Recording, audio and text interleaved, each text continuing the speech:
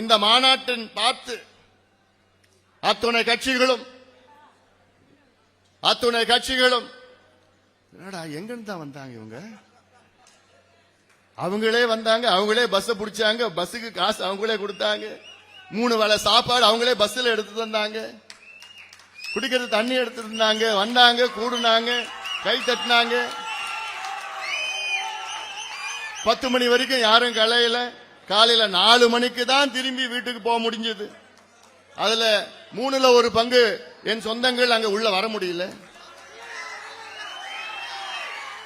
இதெல்லாம் 45 நாட்கள் 1.5 மாதத்திலே என் சொந்தங்கள் அங்கே கூடினார்கள். இது யாராவது செய்ய முடியுமா? தமிழ்நாட்டில் யாராவது செய்ய முடியுமா? இதுதான் ரத்த பாசம். ஒரு வார்த்தை சொன்னால் போதும். கோடிக்கணக்கான என் தம்பிகள் தங்கைகள்.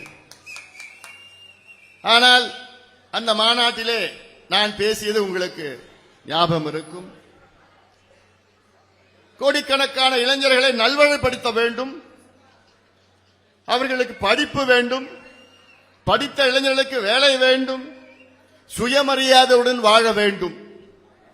ஒரு தம்பி மேல கூட ஒரு வழக்கு, சின்ன வழக்கு கூட இருக்கக்கூடாது. அதுதான் என்னுடைய நோக்கம்.